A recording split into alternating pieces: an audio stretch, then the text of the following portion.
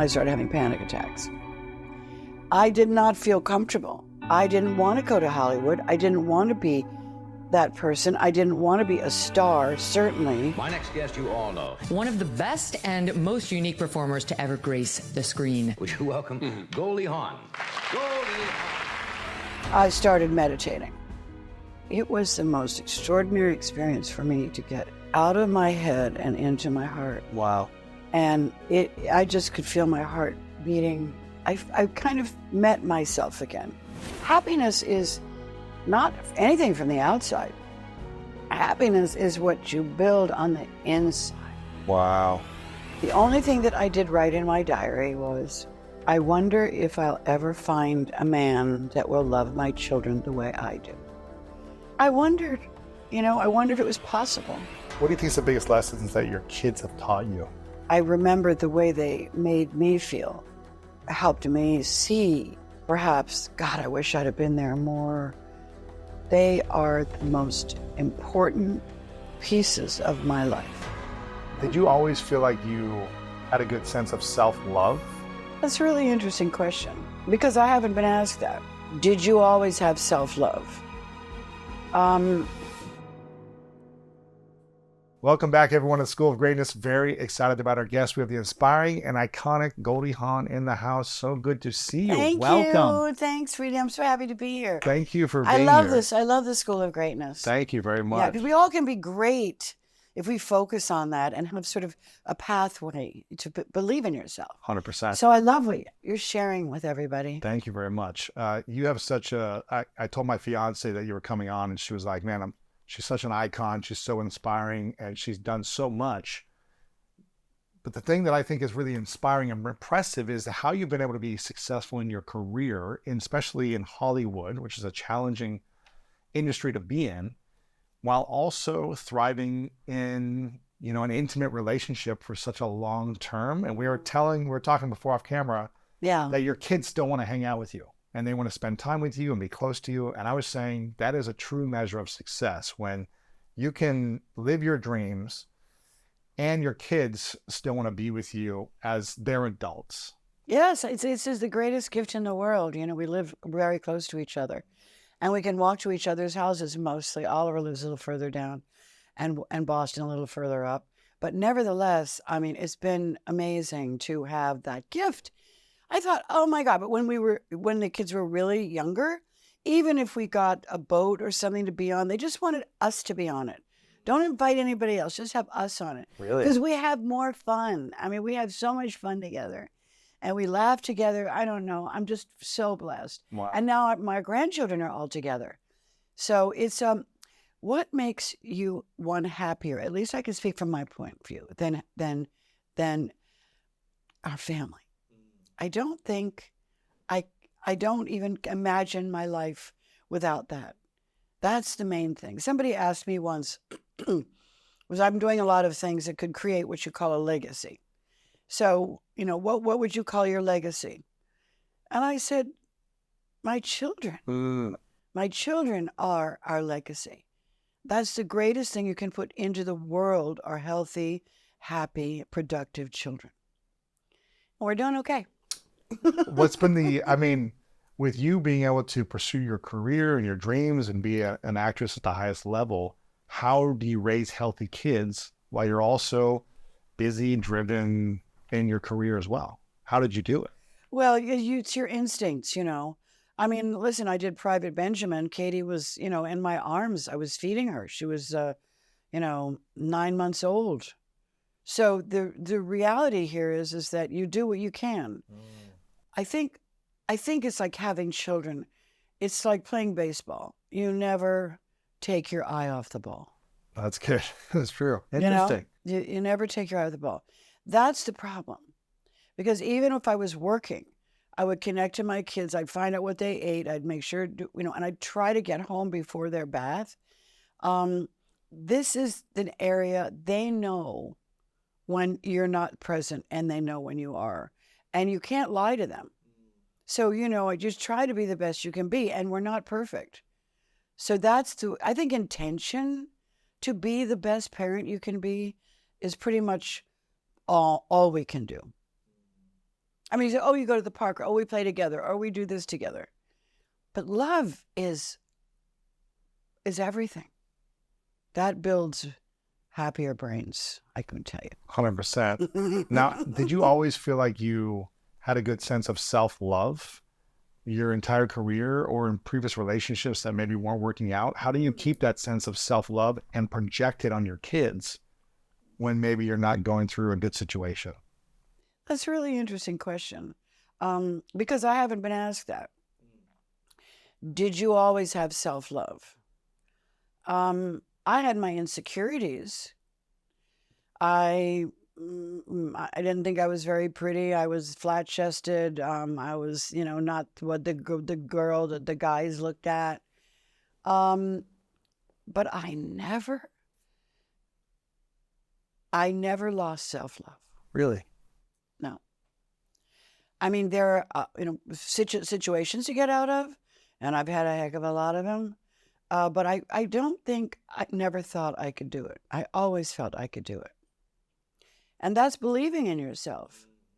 I was left off on 10th Avenue when I was 18, going to New York to dance at the World's Fair. So I had my first job, and I had nowhere to stay because the people I was supposed to stay with left for the summer. And I'm standing there on 10th Avenue going, now what do I do? And that's kind of who I am, right? Let's solve the problem. Let's not go too much about the I in all there. Let's just try to get me a place to stay tonight. Where did you go there? I went to my dance teacher and my choreographer. And I stayed with him for about 3 days until I found an apartment. Wow. So you went to the next best solution. What's the next best thing to try? Yes, exactly. Solution-oriented sort of how my brain works. So if there's something going wrong, like a film that I was directing at one point, after I was filming, it was called Hope. It was for Turner. I was having just the best time. I loved it. However, one night, I'd done this incredible scene, and the scene that I had to do was all edited. We had to, do a lot of editing on it, and it was really a long scene, and it was done all day with kids fighting and all this stuff going on. And what happened was that someone came at dinner and said, oh my God, we've lost the entire day. Because the film, at that time it was film, and that was exposed. When that was exposed, I asked everybody to leave my trailer so I could start thinking of a solution. Instead of getting flappable and angry and who did this and who did that, we just have to create solutions to our life. It isn't for me. It's how I'm going to actually execute me. So that's what happened. And it actually turned out better having cut it and then brought it outside and shot it in one shot. Interesting. Yeah. Redoing it. Made it better. Redoing it. So, we think things are terrible. And if we really take a look at them, they're not as bad as it seems. Mm-hmm. Wow. Now, did you feel like you always had self-love maybe in earlier relationships that weren't working out or marriages that weren't working out? Did you keep that sense of self-love? Interesting. I felt frustrated in some of those relationships. My first relationship that I had was, we were both dancers, and that was awesome. Yeah. And he's Greek, and I loved the Greeks. That was a big Greek period for me. And he's wonderful, and he's gifted, and he was a dancer, and so was I. The problem that happens in that is that you don't lose necessarily love, but the life is changing, because I couldn't walk into a room, it was laugh-in period, and I couldn't walk into a room without people looking at me. I'm saying that because it was, it was all like, boom, what happened to that person? It was like it blew up. You blew up. Yeah, I blew up. And that's not fun to have a partner who isn't blowing up. And I could say he was doing amazingly well and so forth, but it's a crazy thing. There's no balance there. And that wasn't pleasant for him. Do you think it's possible for someone in a relationship when they're both not well known, where one can all of a sudden get a lot of notoriety or fame or success or an abundance of something, and the other one hasn't grown there? Can they still make it work, do you think? It's very hard. It's very hard. Especially Well, I mean, there's degrees of success, right? Um, it's very hard in people who are outward facing, that you see that are famous or whatever, because there's no secrecy anymore. You can't hold back. You can't wish now not to be so exposed. You can't anymore. So everything eats away a little bit at a time. If you don't have inner stability, then it can eat away at you. There's no doubt about it. We're not made of steel, and we're flesh and there's no much of like reinforcing of that person of like, oh, everything's good, if they're not feeling good about themselves. exactly. Interesting. And it can undermine self-esteem, undermine sense of self. And that's just not good. I mean, everybody needs to find a purpose. Everybody needs to find their center. And sometimes you can get off balance, when you're with a partner that, is so celebrated. And with that comes money. Mm-hmm. And money is a very tough. Okay, so the whole idea of money has so much power. Just the idea of money creates power. So that having a lot of money and gaining money sounds really good. And back in the day, I remember thinking, well, we'll just put everything in a pot. And I was so young. I mean, I was 23 or something. And kind of share it together. And yeah, just throw it in a pot. We'll do this, and it'll all be cool. But when you're bringing 95% and they're bringing 5%. No, and you buy a house and they don't own it, or they own part of it, but not enough. And it's I swear, it's what is it? Erodes. Really? Erodes some of your relationship. Well, you can start out feeling very optimistic, but if you realize it, you always have to remember what it is you love about that person. What is it you couldn't live without with that person? In order to nurture your choice. Because that's the most important thing. And then if that is going to eat you up and get under your skin, male or female, females, of course, it's easier because girls are not supposed to make all the money, and they're not supposed to be powerful, and they're not supposed to be the decision makers, and they're not supposed to be, and that goes from the cave days. Okay, this is very cavey.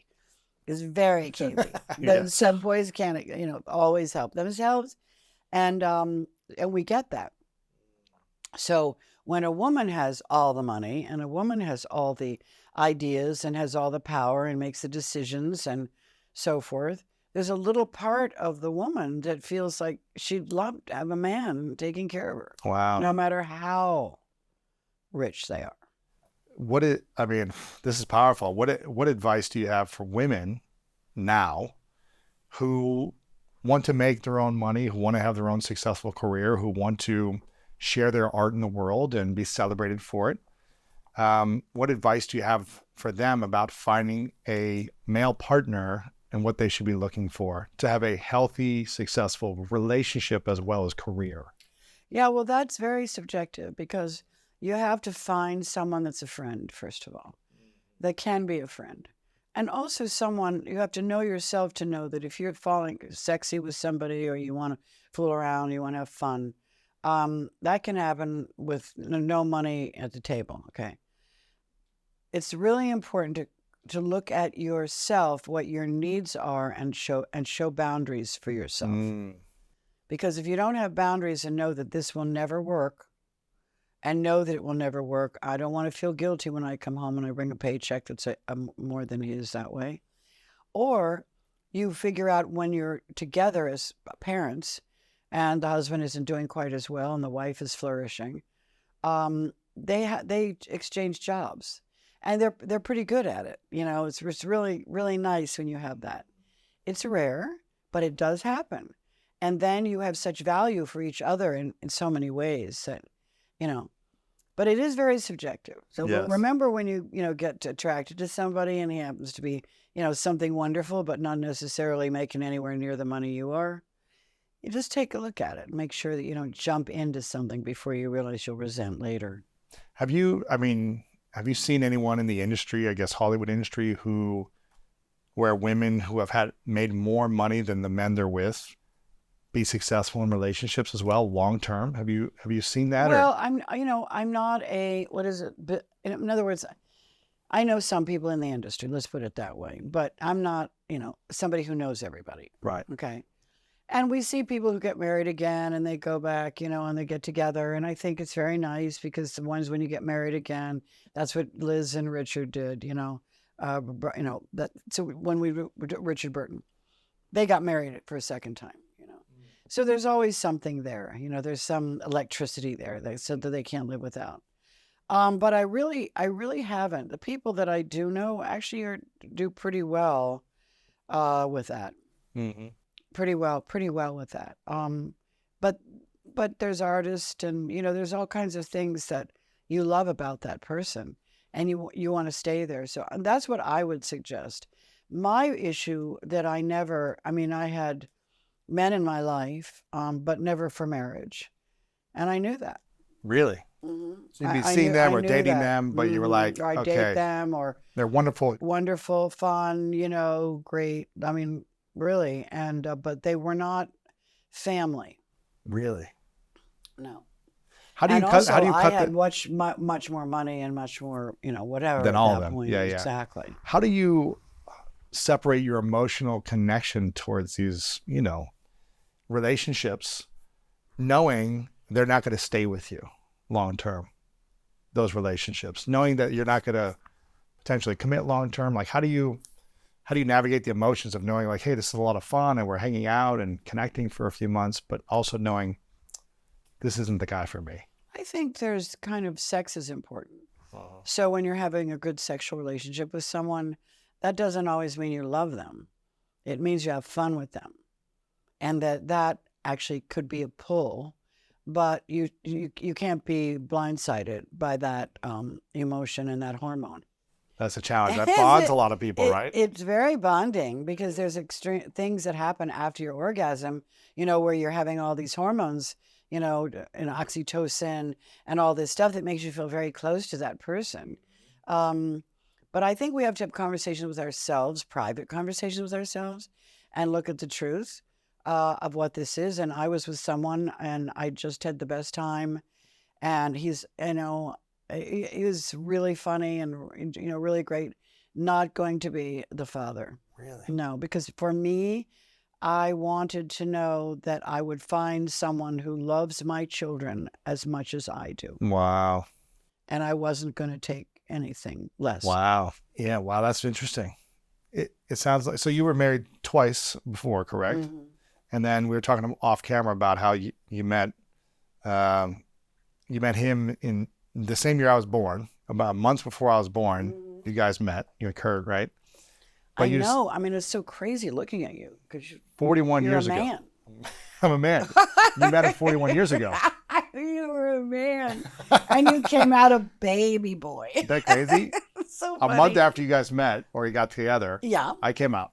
You did. And what if you can go back to that time? How have you been able to make that work where you guys have been able to, raise two different families, come together, join families, and be happily together for 41 years in this industry? We both look at each other and go, oh my God, can you believe it? You have to want a relationship to work. You just do. I mean, there's all kinds of arguments that come up and things you don't agree on and all this stuff. And, Kurt and I don't have a big, we don't always align politically. And, but, I like him. Mm. I whatever he thinks or all this stuff, I think, well, that's his thought. So you have to individuate, because your man or your woman is not ever going to be everything, the perfect dream. And they're not going to be just like you. I think if I had somebody agreeing with me all the time, I'd go crazy because there's no friction. But when you get into these dilemmas and having a relationship to sex and all the things that happen when you're on a movie set, it really it's like a family. And then you can actually create these relationships that feel very deep. They feel very connected. And it's a caution because there could be relationships that are happening there that you're not even aware of, and all of a sudden you're realizing that's all I'm thinking about. And you got somebody at home, boyfriend or husband or whatever. And I think men are more vulnerable in many ways because they're more, sort of visually active. They don't necessarily want to marry the person, but they want to, excuse the French, do the Have old fun with the in person. out, yeah.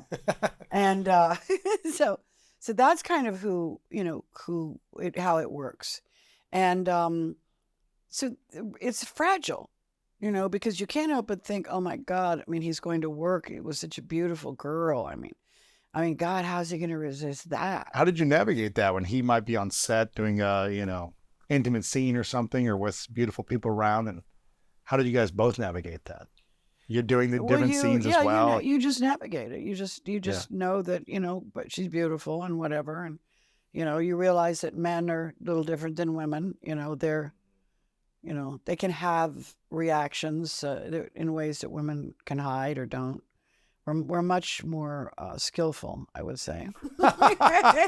And who got us excited. But,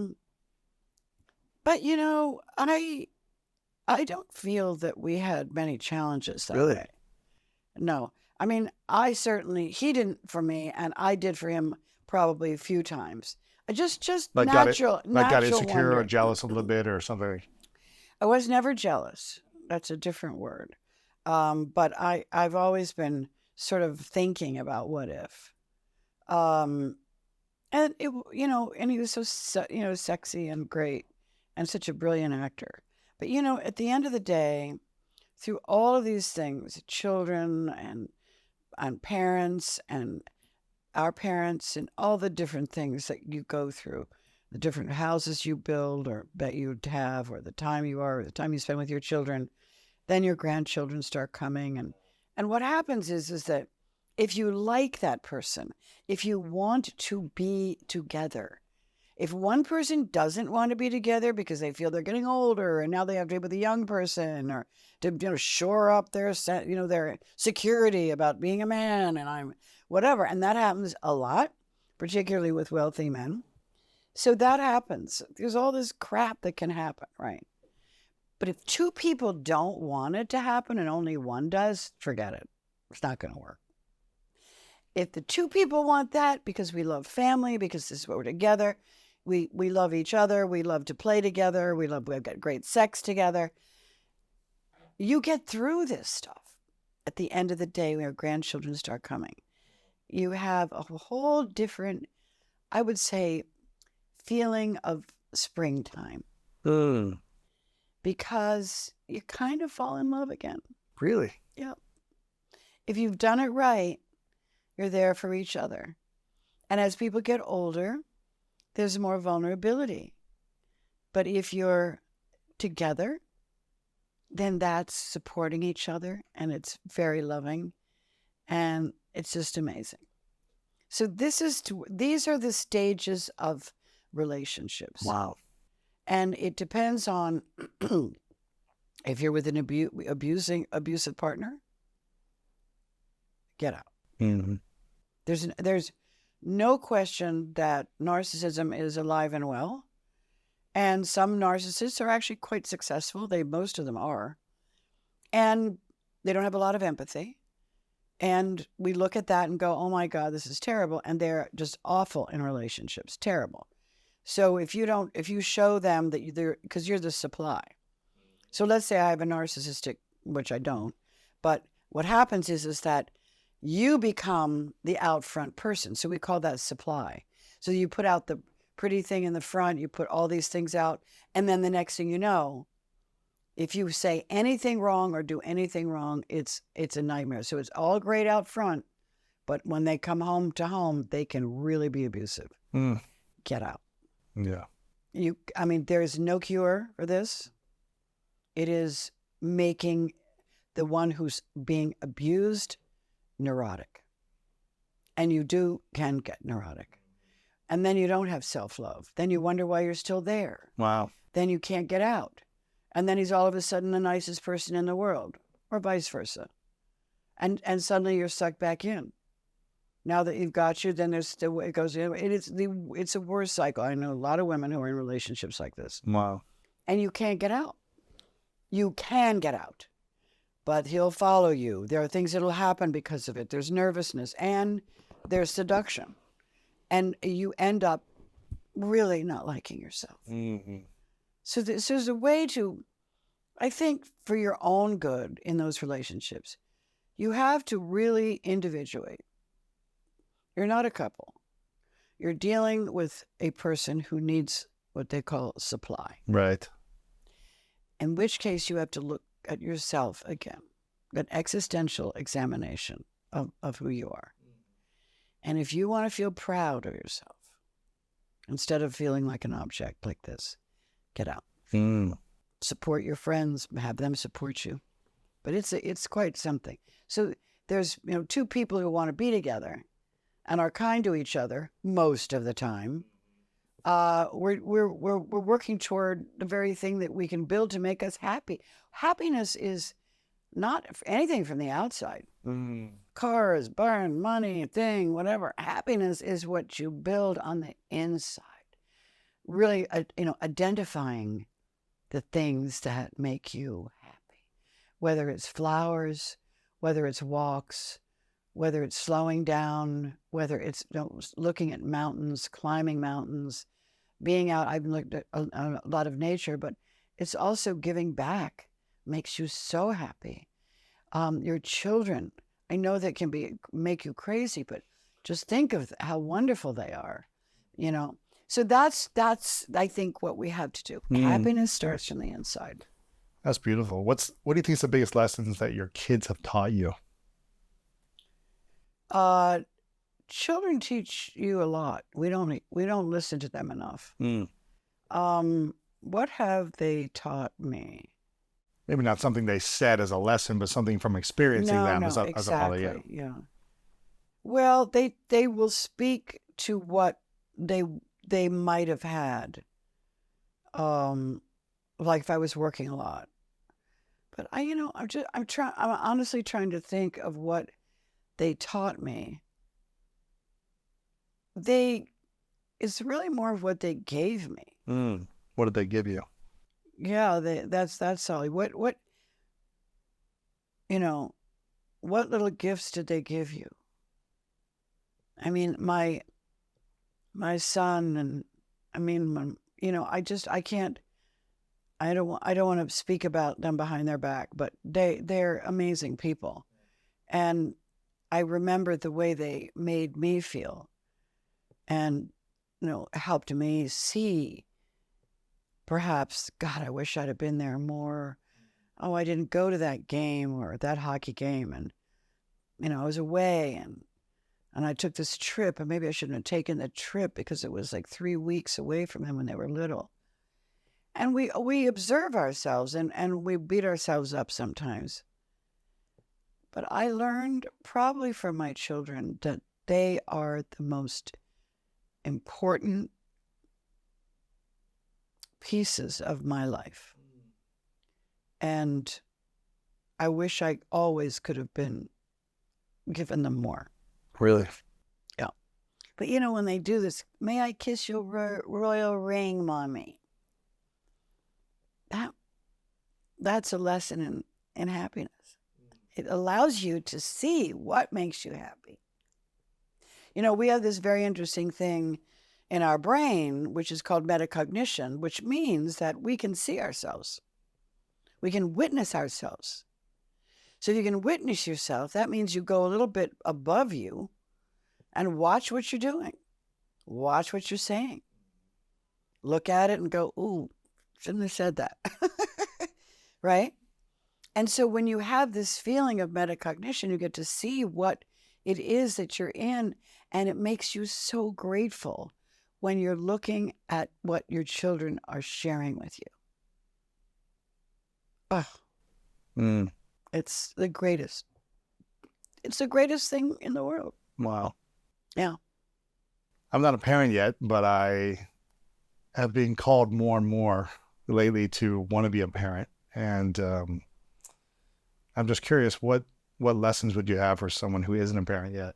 on how Well, don't to. overthink it. Do not overthink it. It's very natural. You have to ask yourself, what are your qualities? Do you listen?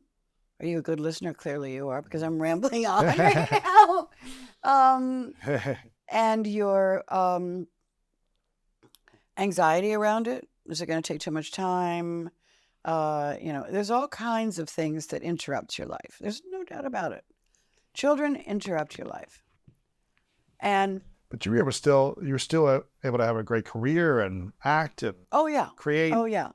But it's especially for your first one.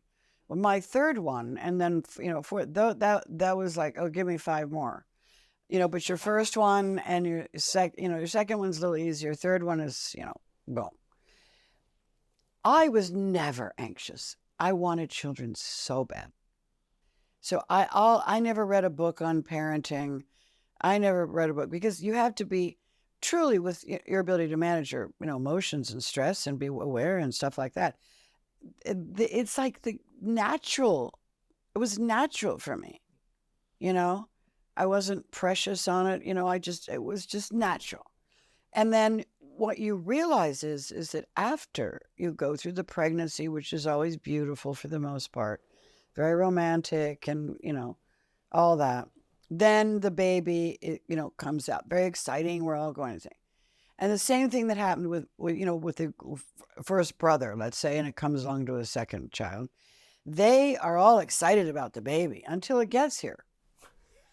Because all your attention's on the new baby. Oh, yeah. Oh, my God. I mean, the big acting out and what they do and so forth. And you realize, well, you got to pay attention to them and let them hold the baby and those things. Right. But having this, what's it like? You can't describe. You can't. I couldn't describe it for you. Again, it's very subjective. What it feels like to see your baby come out. It's just a miracle. Wow. And when you see that, and it looks a little like you and a little like this, and oh my God, I mean, I don't, it's just such a miracle that I don't even, I remember I walked around pregnant all these times, and every time I got pregnant, it was a blessing. And I thought, oh my God, I am the vessel carrying this human being. I'm so lucky. I get to be the harbor of the growth of a human being. And I was beyond honored to be a female. And then I had an emergency C-section, so I did all C-sections, so I didn't have the birth and all that. But I did birth these children. And when I saw them, oh, wow. It's just crazy. It really is. And then you think, well, what am I going to do here? Is there chaos in the beginning? Yeah, the baby's crying. She's on the thing, goes on the breast, does it do the nursing, and all that stuff. And then daddy sometimes feels a little helpless. It's like he can't what do I do? that. Yeah. Like, what do I do? Whatever. But then you're building friendships for the rest of your life. Wow. How did you learn to trust in love again after, a couple of marriages not working out? Now you have kids. How do you trust to love again? How do you trust someone to co-parent with you? Someone new in your life? Like, how do you, with these precious kids that you have, how did you do that? It was hard, but not for long.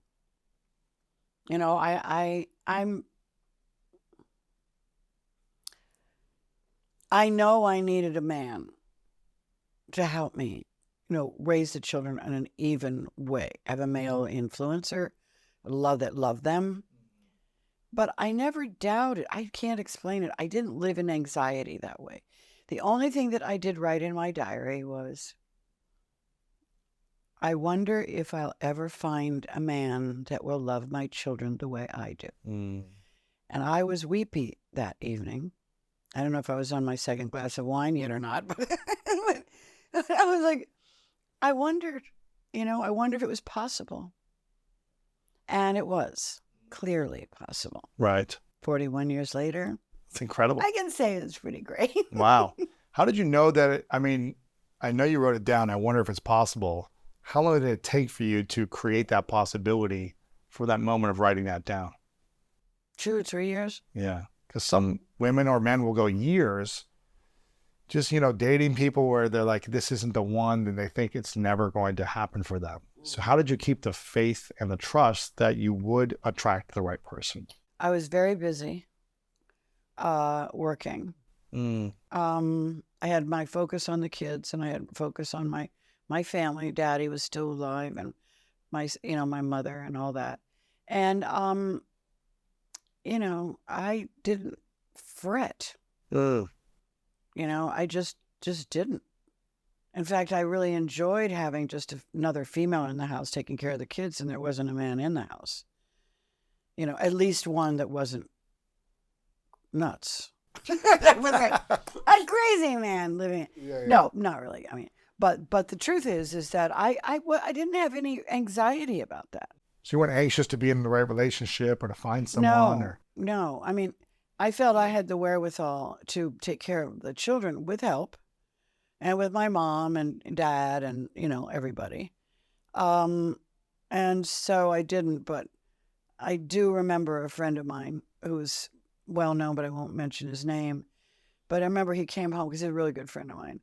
And he came home, and I was, we'd just gone out to an event together, and he didn't drop me off. He came in to see if I was okay, and saw Oliver sleeping, and he was in front of the TV, and he picked him up and he took him upstairs, and then he came down and said, go on up there. And then when I came down, he said, I can't believe you're doing this alone. Wow. And that meant a lot, because I was, but there was no heroism in that. There was just fun. I mean, worrying is the worst thing you can do. Live your life. Enjoy the things that you enjoy. And then don't wait too long, because oftentimes what happens is you get very addicted to your own way of living, Yeah. When I leave the light on when I do this, I do the thing in the bathroom light, I always flush the toilet 3 times. I'm making this up. But so when you live with somebody, it's like you think somebody's going to take all that stuff away and you're going to have to deal with it. It's not untrue. I mean, I don't think I said for 40 years, every night Kurt said, I said, honey, could you turn the light out? And he said, oh, I just thought you wanted night light. I said, no, I like to sleep in the dark. 40 years. I mean, oh my God, it was so funny. He wants a night light. But I mean, it's sort of like that. But it's just, you'll know. You'll meet someone and you'll know. And if you squeeze the sand too much, it'll fall right out of your hand. So hold it nice and easy. I mean, the thing that I'm inspired by you is you have this sense of, this meditation you've learned, strategies, neuroscience you're a fan of, you're a researcher of the mind. But a lot of people know you as just this successful actress, right? What made you really fascinated about understanding about the mind, neuroscience, I had a meditation? very serious anxiety problem, and it was a panic attacks. And I got that when I was dancing. And I was happy. I was a dancer. That's what I did. And I loved it. And I was in LA. I was so excited. And I just come back from dancing in Vegas. And I went to an audition. And that audition, actually, I got the job. I was like, oh my God, I was so excited. And my mom, I called my mom and dad. I said, oh my God, I'm going to be on a tennis Union for a show. And the choreographer was like so excited. He said, I'm always going to use you. And always. And I was so happy. There was an agent that came up and he said to me, I'm just basically covering the show at William Morris. He said, but do you have an agent? And I said, no, I don't. And he said, well, here, come and see me Wednesday after the show is over, because it was going to be filmed. We were rehearsing. I didn't pay any mind to it because I just come from New York. Believe me, I got as much Me Too issues as anybody could imagine. And I thought, no, you're not going to, I get it. So they called me at my apartment in Hollywood and said, Ms. Hawn, blah, blah, blah. Yes. Oh, we're waiting for you. And I said, oh my God, you mean this is real? Yeah. So I got in my car. I drove to William Morris, and I sat there while they talked about me and around me. And I'm watching back and forth like, oh.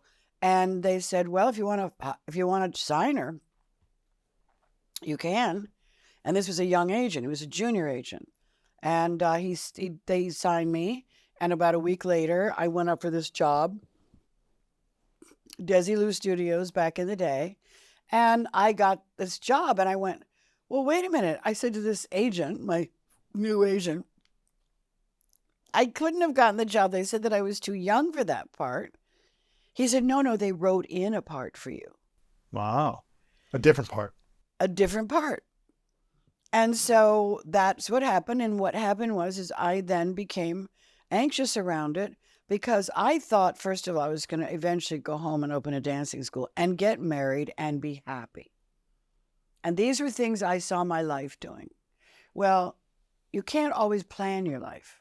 In fact, you never can, as long as you stay open for the possibilities.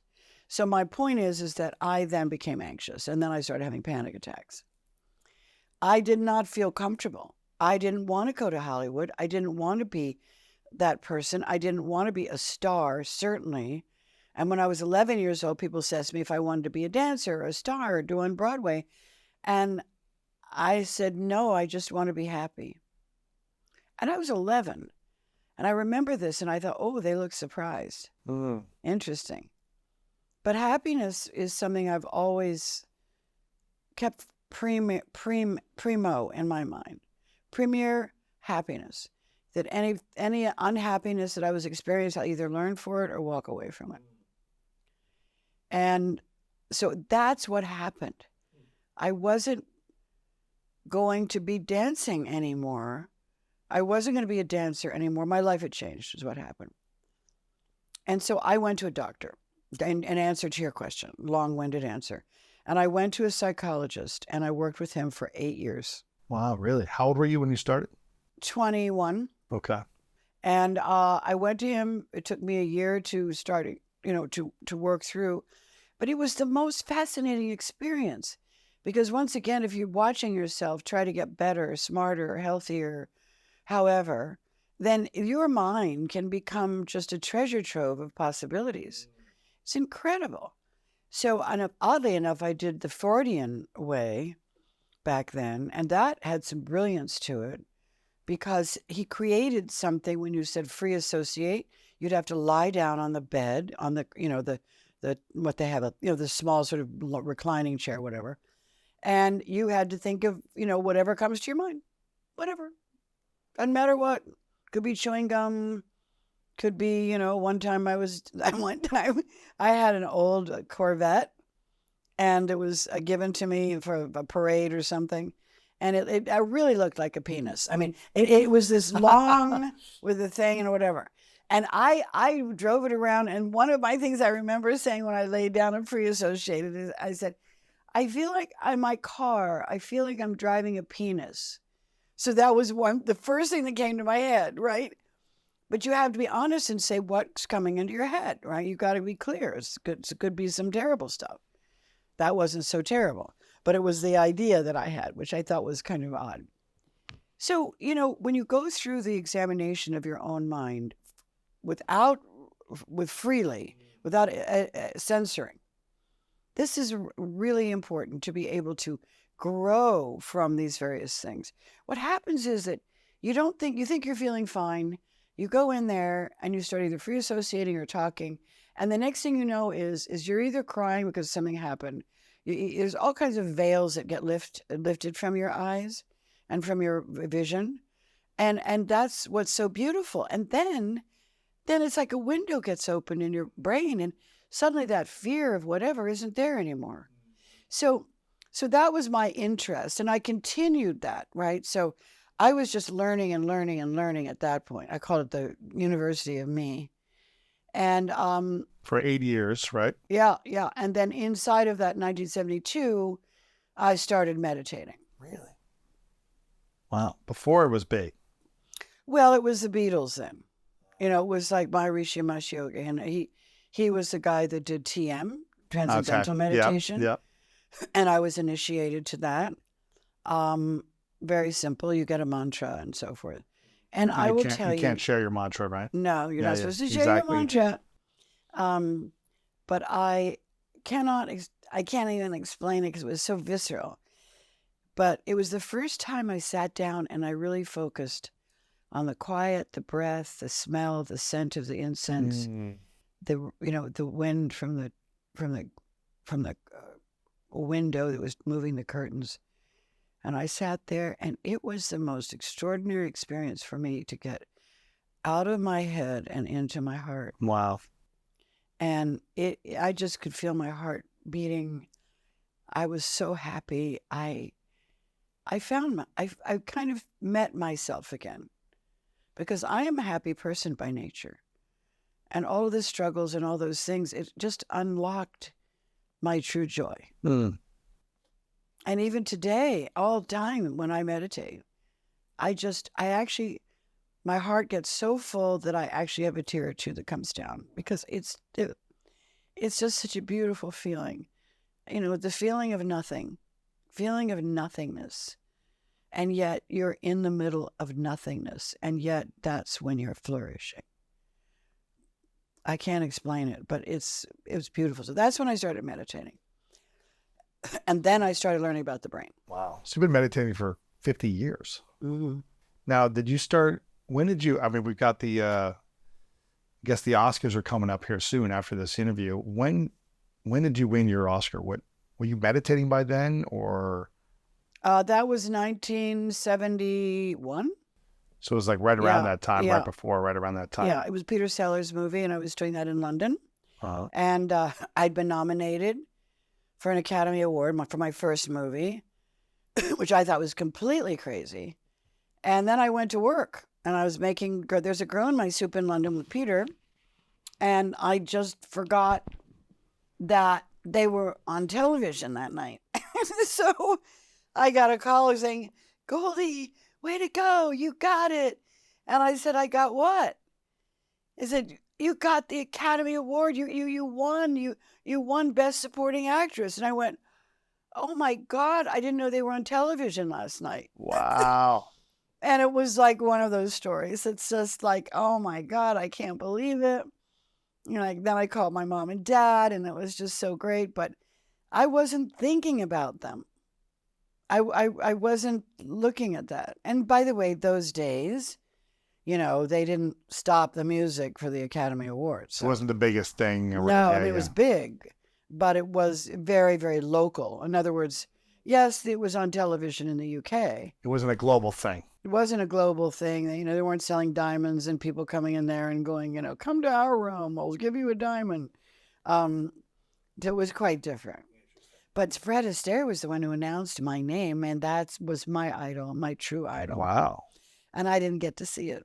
Oh, man. Yeah, except Jimmy Kimmel and I were on a plane, and he said, "Did you ever see that clip?" And I said, "No." He said, "I'm going to send it to you." And he sent me just, I don't know, a year ago, maybe less. Really? He sent it to me, and it was him saying my name. And the winner is... And I heard him say my name. It was like music. And I cried. So at least I was able, even all this time later, to be able to have an emotional connection. Wow. What was that? So you weren't able to accept the award on stage. This was, what, 50 years ago? Mm-hmm. But or more, I don't know. A year ago, you got to watch the actual clip of being awarded. And so what is that like? That's like going back in time. Did you kind of relive that if you were accepting it on stage? No, not at all. I don't go back in time. I know that there are things that remind you of what was, right? Uh-huh.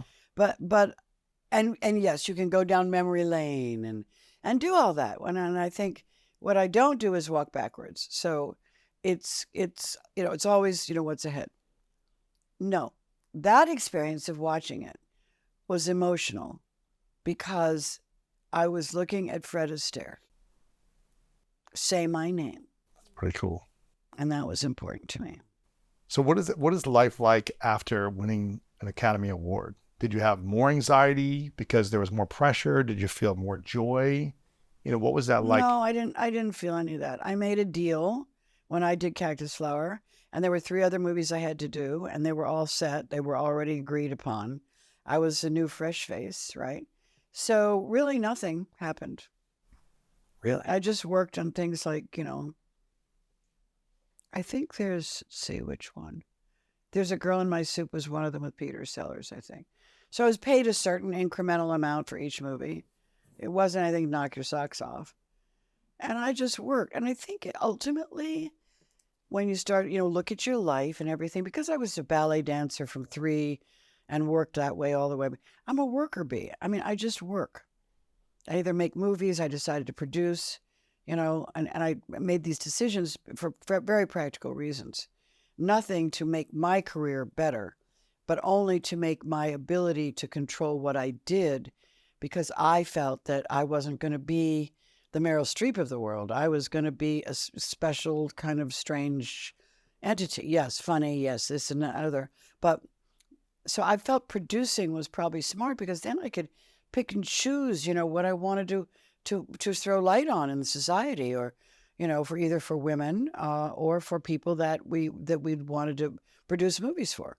So I was kind of a business person, to tell you the truth, of looking at that and looking at what we can make funny that's actually quite serious. Well, I mean, you mentioned how you were in ballet, you wanted to be a dancer, you wanted to open a dancing school, but then life shifted for you and you had more opportunities, right? You had opportunities to act and do other things. How did you let go of this dream you had your entire life of being a dancer and opening a dancing school? How did you let go of it and mourn it, even though you had other success and opportunities coming your way? Well, I don't know that I mourned it after I've been doing so much work on myself, Yeah. I didn't mourn it. It was just a reality. And by the way, it was pretty great, I was doing a lot of movies. I was doing stuff. I was fascinated by what I was doing. I loved it. And also, just to let you know, I had done some acting. So it wasn't just a dancer. I mean, I did Romeo and Juliet in Lake Matoka Amphitheater, which was about 3,000 people in an open amphitheater. And it started to rain. And I think it's probably one of the greatest things that's ever, other than my children and the Academy Award or Golden Globes or whatever, was my father. I was dancing there, but I wanted to play Juliet, and I got the part. And these are all like high level actors from Catholic University and all this stuff. I was about 17, maybe 17, and I got the part, and I learned all of it in about 2 weeks. It just shows you a young brain. And then I did it, and then it was like the sky opened up. It was raining, and it was an amphitheater. And I was doing the speech, the potion speech, and no one left the theater. It was unbelievable. And I didn't know whether to stop or go on. Just pouring down on you in the middle of the scene. Yeah. I mean, it wasn't pouring, but it was definitely, it was raining. So anyway, but my dad came back, and my father was the greatest. He was a musician. He had the mind of a musician. He was incredible. But anyway, he wasn't always the one that would throw his arms and, love you, honey, that. He's very pristine and elegant. And he came back, and I was standing there backstage, and he said, "Go. Where did you learn to do that?" And he was just lost it. Wow. And for me, that was the greatest moment for me. Wow. As an actress. I mean, truly, truly, truly. My father was so taken aback, so proud of me. And that mattered so much to me. So that was one thing. So in all due whatever, I had acted before. Sure. Wow. What was the greatest lesson that your parents each taught you? Be real. Be real. Look at reality. Reality is basically what you're going to live with, and any expectation isn't. My father was a great philosopher. And my mother's told me, let me tell you something. There's many people on the casting couch. But when you're up for a job, you better be ready.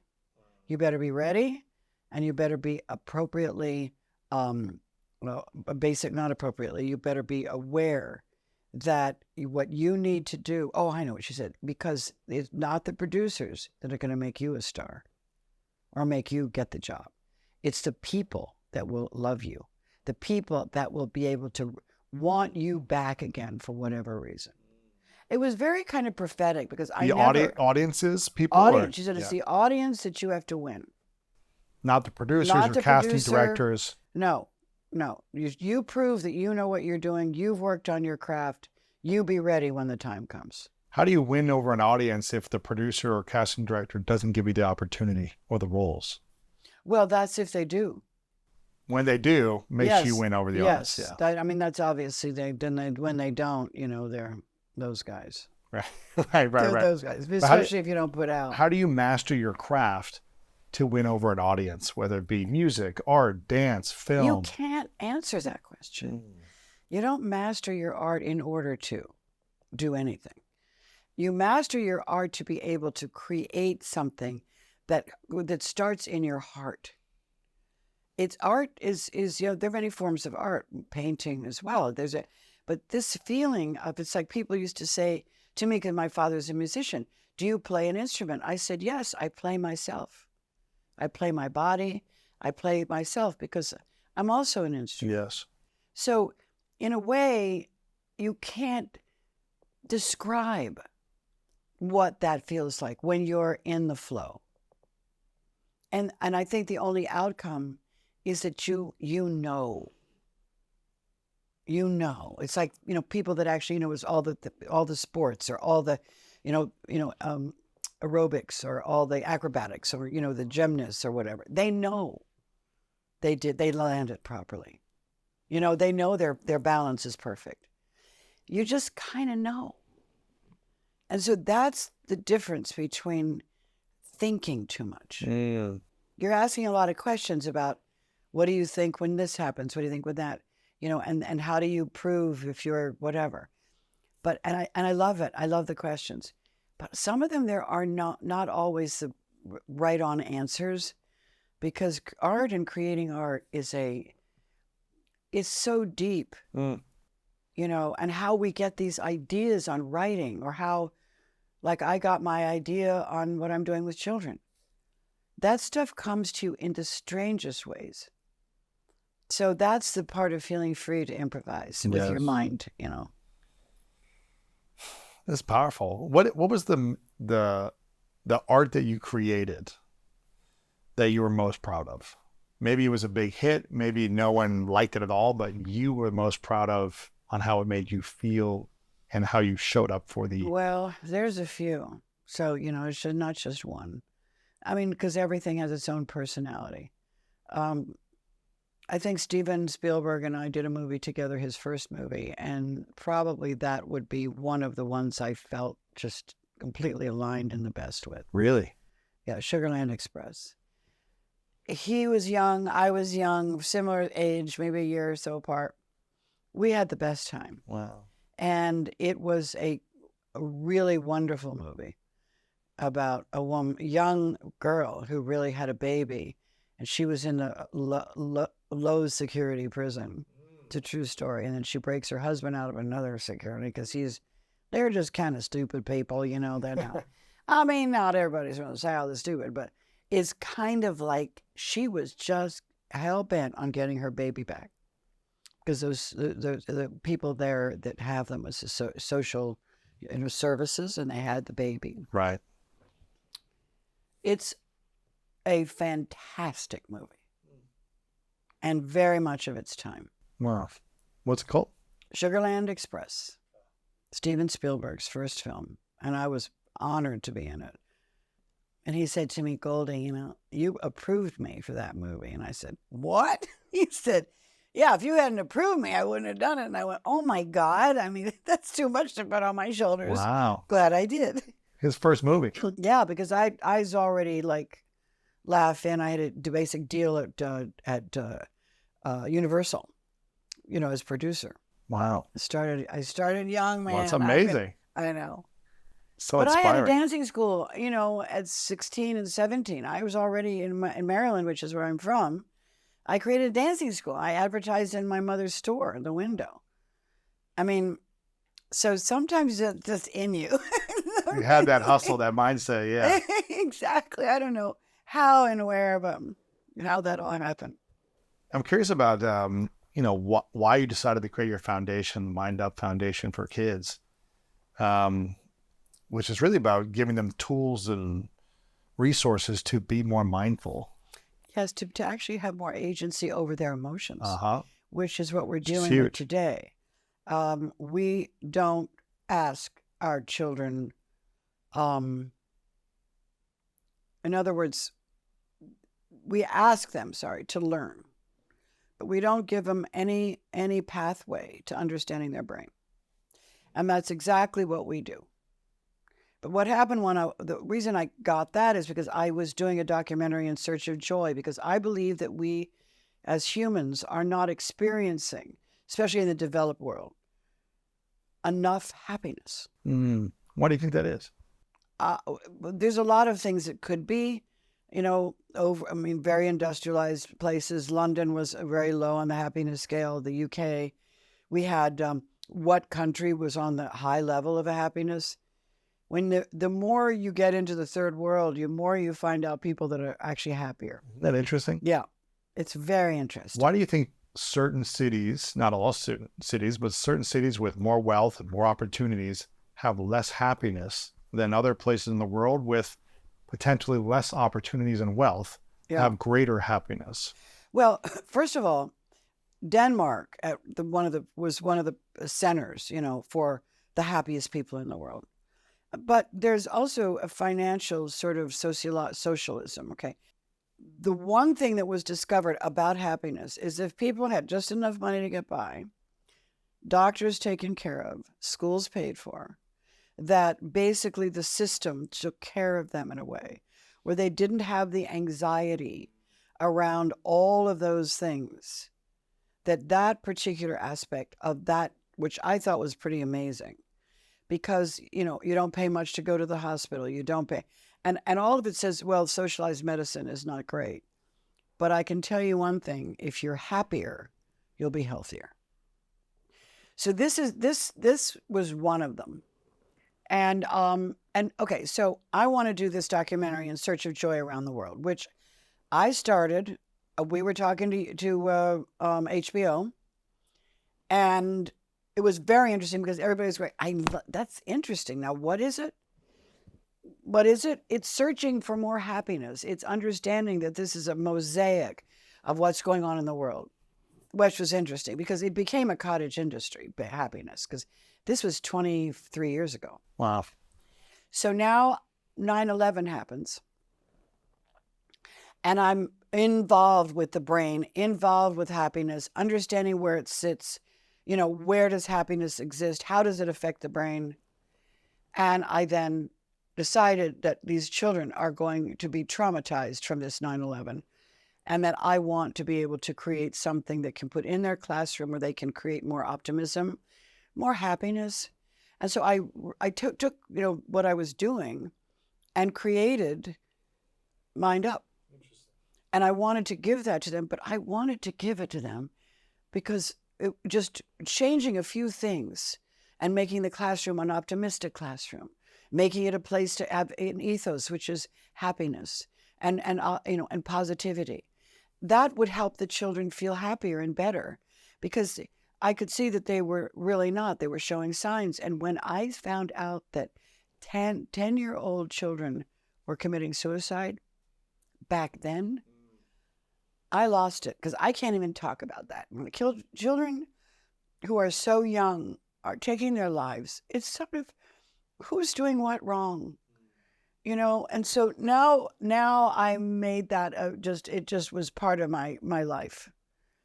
And what I did was I had it measured, the program, because it teaches how the brain, basically the emotional brain works, not the whole brain. But they learn about that. And they learn about the amygdala, the prefrontal cortex, which is the thinking brain, the amygdala, which is the reactive brain, and the part of the brain, and the hippocampus, which is where we remember. So once they learn about all these parts and what they do, which is very simple, is that they know our brain break that we do 3 times a day in the classroom allows them to have a correlation and a cognition to what's going on in their brain and how they can regulate their emotions and open up the prefrontal cortex to think, analyze, figure out, experience happiness, have the questions, and memory better. I cannot tell you that I didn't do this. This was University of British Columbia. They researched it. And the research was so extraordinary with these children, even to a point where they said they could make themselves happier, 83%, which is that I just lost it when I saw that. Because we need to make ourselves happier. We need to find the way to do that. And the children, basically that was part of the research. They said now they could make themselves happier. It was so great that we had to do another research because we can't believe this, what these children are experiencing and what's the educators. So now we do another research in another town in Vancouver.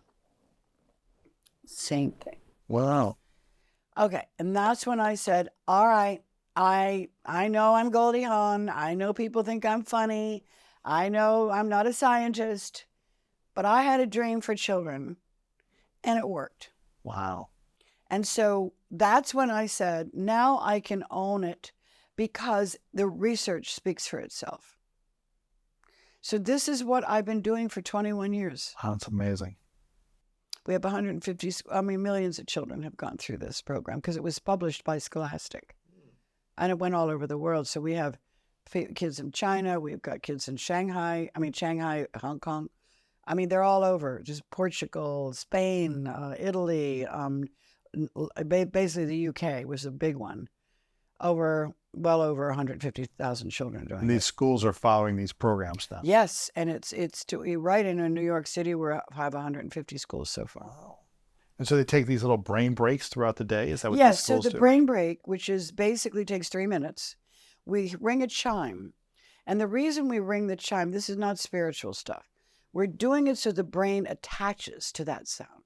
And you immediately will be like Pavlov's dog. Relax. They relax, their brain starts to calm down. All the things with the amygdala is like a barking dog. So when it gets excited, when it's got uncertainty and fear and anger and, all this stuff, that's the area where we have to calm that down. Once they know, they breathe and they hear the chime and they sit for, it all takes 3 minutes. They know now their amygdala is not barking anymore and they actually feel better. They're calmer. They know how to manage their emotions. That's how they do it. It's fascinating because I had a brain surgeon on the show a couple of times. Yeah. Who's also a PhD in neuroscience. He's done over 1,000 brain surgeries, but also studied the mind with neuroscience. I love that guy. And I asked him, his name's Rahul, Dr. Rahul John Dial. And I asked him, what's the number one skill you wish all human beings could learn to master? And he said, emotional regulation. And this is a brain surgeon, neuroscientist talking about this. And so can we realize that if we had that, where we'd be today? we'd be a lot happier. We would be, and we'd not be in strife the way we are in America right now. We'd have to be able to look really critically at where this is getting us. Yes. And that's a big, big part of regulating your temper. Same thing with relationships. Come on, guys. We've got to know how to self-regulate this because why say things that are terrible, that nobody forgets? Words are like daggers.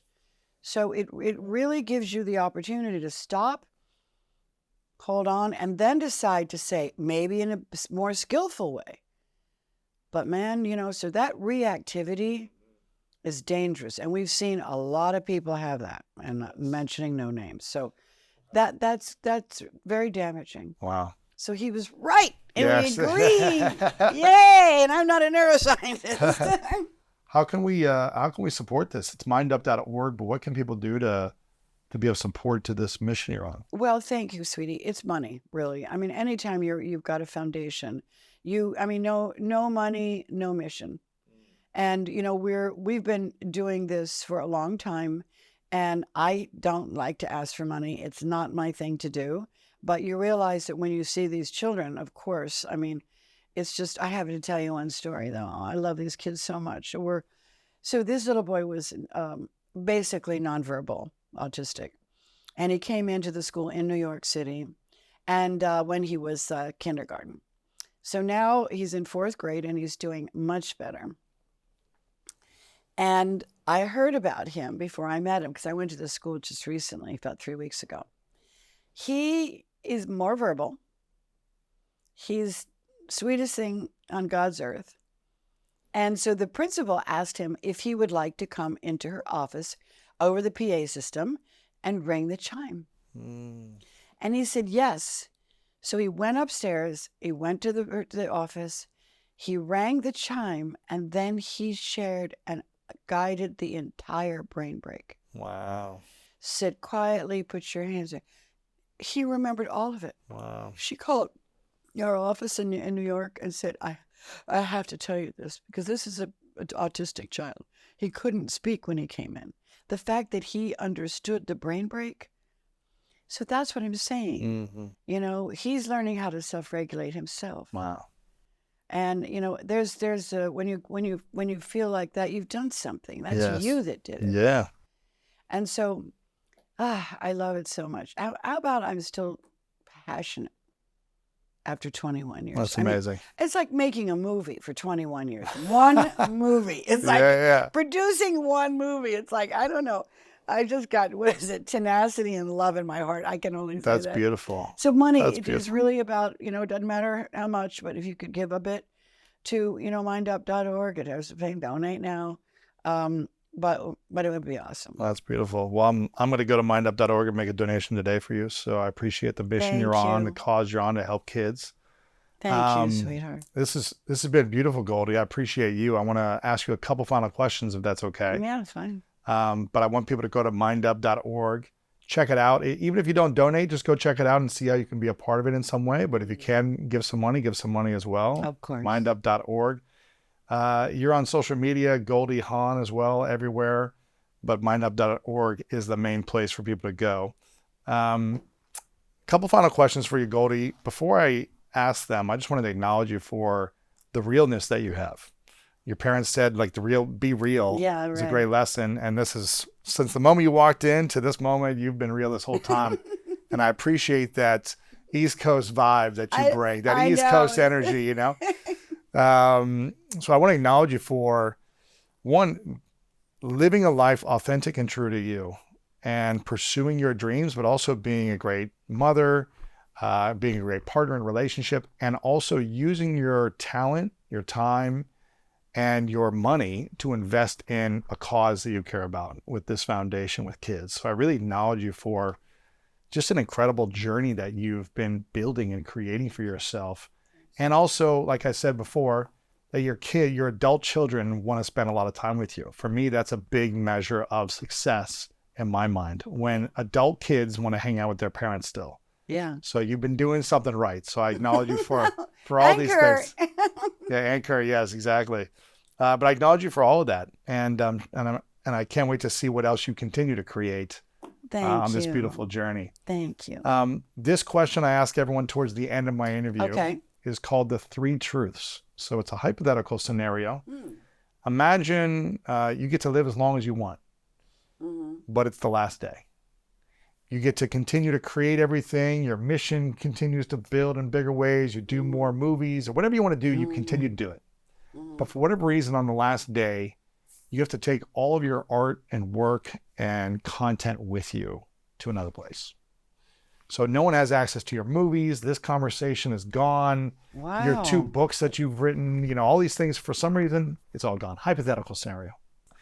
And on the last day, you get to leave behind only 3 things, 3 lessons you would share with the world. I call it the 3 truths. So we wouldn't have access to any other content of yours except for these 3 things. What would those 3 lessons or 3 truths be for you? Well, obviously, the first truth would be happiness is one of the more important emotions to nurture throughout your lifetime. Don't believe everything you read. Don't concretize your thoughts and your opinions. Allow them to change if they will. So there. I love it. I love it. That's a great question, though. Thank you. Yeah, I appreciate it. Those good answers. Final question, Goldie.